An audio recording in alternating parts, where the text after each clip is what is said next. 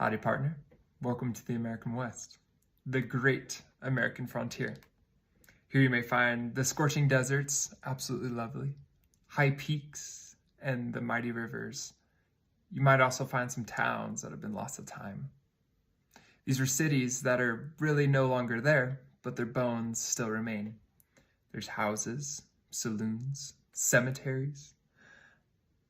They're everywhere, just lying in the dust. There's evidence that human activity was once there, but only without the people. This is what we call a ghost town. Ghost towns are ruins of modern history. They were once bustling with activity, with hopes of a better life. Some of these were homesteads that just scattered along the American frontier. Some of these towns were settled with the hopes of finding gold, silver, or other natural resources. It's a bit like Minecraft, without the ability to punch trees or respawn. Despite the many who found gold, there was a lot more who didn't. This discrepancy of those who were successful and those who weren't led to a lot of frustration and a lot of loss, especially for those who took the risk to move out to the American West. Sometimes this jealousy would lead to violence and even death, which is how we get haunted ghost towns. But in actuality, most of these towns were deserted for pretty good reasons. Most of it was just to find a better life. Some of the inhabitants didn't really have a choice to leave. I bet you most of them, or a lot of them, didn't want to. But because of famine or disease or natural or man-made conflicts, they did. And these towns may now only be inhabited by Casper and his dead cowboy friends, but don't discount the lives they once lived.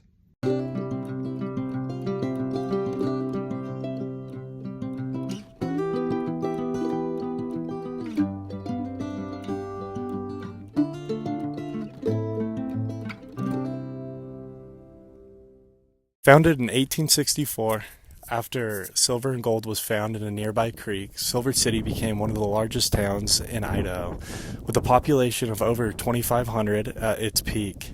It had over 75 businesses and a booming mining industry. Silver City is sometimes referred to as the town with 3 graveyards. This is because of the large population of Chinese people and Freemasons. So they had 3 different graveyards. Right now I'm standing in the Freemason one. So all these around here are Freemasons. The one above us is for the people that were not Chinese nor Freemasons. And then the Chinese one is down further that way. Something interesting that happened with the Chinese one was between the time that they were buried and now, the Chinese government came and took most of the bodies so they could have a proper burial in China.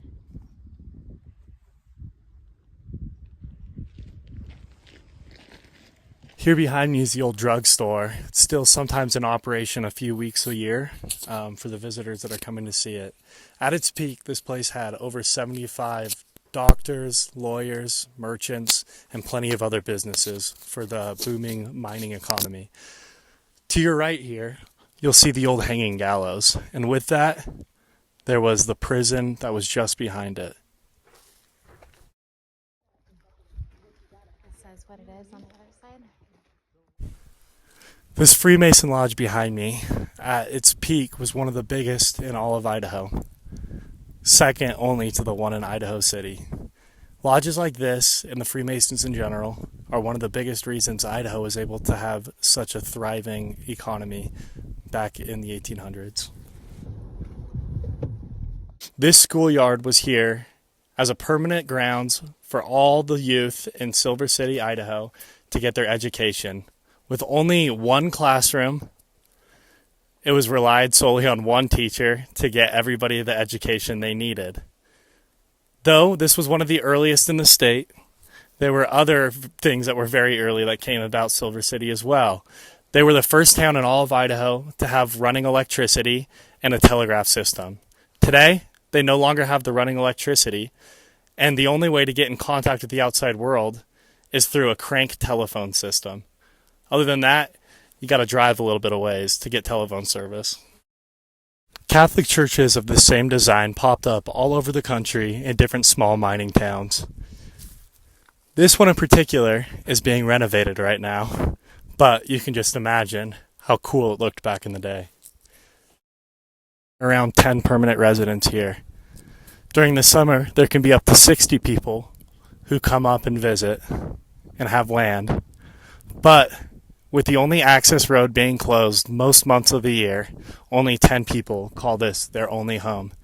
At its smallest, the population was 1 in 1972, with that one man naming himself the mayor, the postmaster, the police chief, the fire chief, and the sheriff.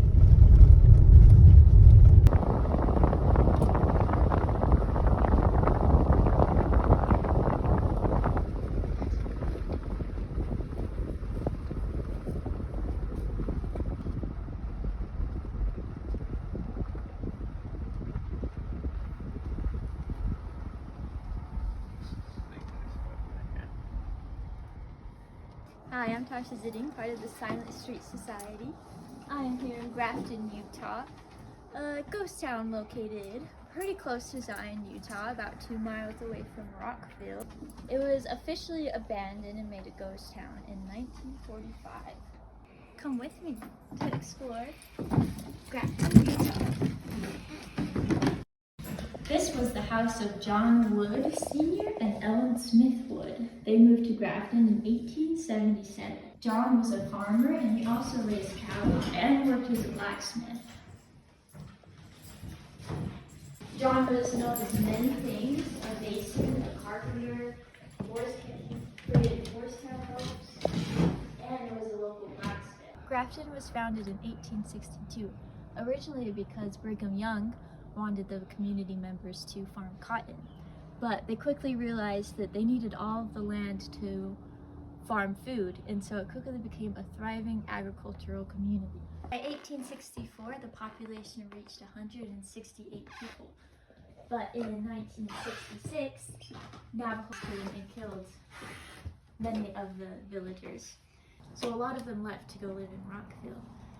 Shortly after, some people stayed, some people returned, but once the Hurricane Canal was built, many people left to go in the nearby town Hurricane. The very last resident left in 1945, making Grafton the ghost town that we know today. As people visit Grafton, they can get a sense of what it was like to live here. The old schoolhouse, the settlers' houses, and you can even still see a lot of the farms they had left.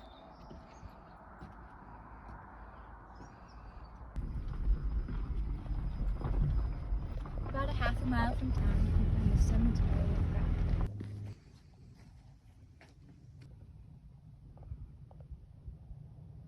As you can see, a lot of the headstones have been restored and well kept.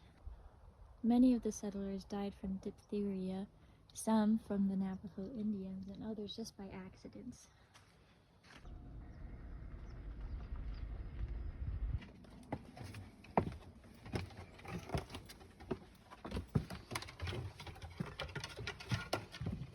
There's definitely gonna be a bat in here. Hi, I'm Tasha Zidding.